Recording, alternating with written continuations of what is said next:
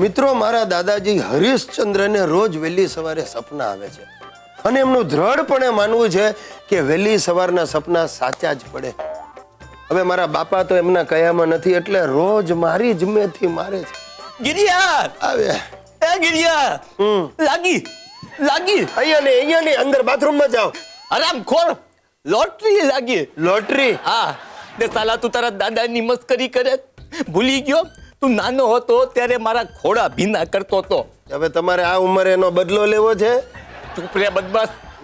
મને એમ કેમ જો તારે 20 લાખ રૂપિયા જોઈએ જ બોલજો. 20 લાખ રૂપિયા? હા. ક્યાંથી આવ્યા? સપનામાં? આ બરાબર. ગિરિયા, મને વહેલી સવારે સપનું આવ્યું. આપણા ઘરની પાછળ 20 ફૂટ ઊંડો ખાડો ખોદવાથી એમાં દટાયેલું ધન આપણને મળશે. આપણા વડવાઓ એમાં 20 લાખ રૂપિયા દાટી ગયા છે. આપણા વડવાઓ? હા. અરે આપણી 20 પેઢીમાં કોઈ લખપતિ થયું નથી અને જેટલા ગરીબ હતા ને એ જ આપણા વડવાઓ હતા. આ 20 લાખ આવ્યા ક્યાંથી? અંગ્રેજો પાસેથી લોન લીધી હશે ને પછી તારા બાપની જેમ હાથ ઊંચા કરી દીધા હશે ને એટલે જ અંગ્રેજો દેશ છોડીને ભાગી ગયા. બાપુજી, હું આ તમારા રવાડે ચડવાનો નથી. મારે કોઈ ખાડા બાડા ખોદવા નથી. મને મારું કામ કરવા દો. જો ગિરિયા, મારી વાત સાંભળ. 20 લાખ રૂપિયાનો સવાલ છે. તારે ખાડો તો ખોદાવવો જ પડશે. હું ખાડો નહીં ખોદાવ તો હું આ બધાની હાજરીમાં અહીંયા ને અહીંયા જીવતો બળી મરીશ. અરે યાર, આ શું કરો છો બાપુજી? રહેવા દો તમે. ભલે ભલે, હું કાલથી જ ખાડો ખોદાવાનું ચાલુ કરીશ. બસ.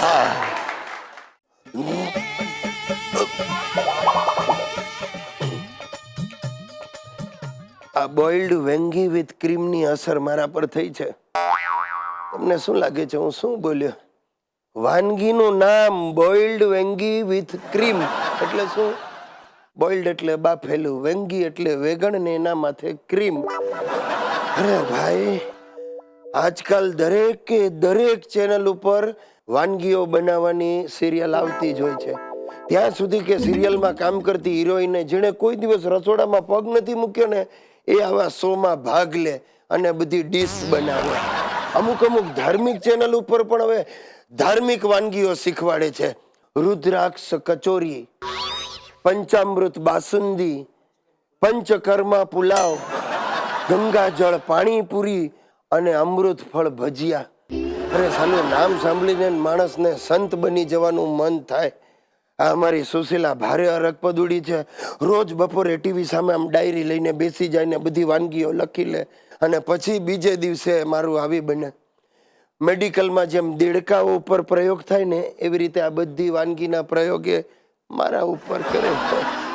ગઈકાલે એણે દમાદમ ફ્રાય તુર અને રેડ હોટ ચીલી પરાઠા મને ખવડાવ્યા.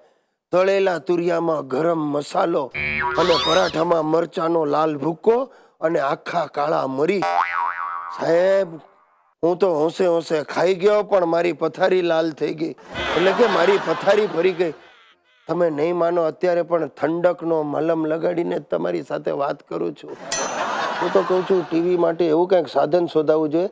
જેમ બાળકો અમુક પ્રોગ્રામ ન જોઈ શકે ને એમ આપણી ઘરવાળી આ રસોઈ બનાવવાના પ્રોગ્રામ જોઈ જ ના શકે. અને જો એણે જોયા ને તો યાદ રાખજો સાહેબ, તમારું શરીર પ્રયોગશાળા બની જશે ને હાલત કૂતરા જેવી થઈ જશે. પતરાળામાં જે પીરશે ને એ આપણે હફ હફ ખાઈ જવાનું. અને સાહેબ, ઓફિસમાં તો રોજ જ મોડા પડશો. શું કામ? રોજ સવારે ઉઠીને 2-4 વિઝિટ તો પાકી જ.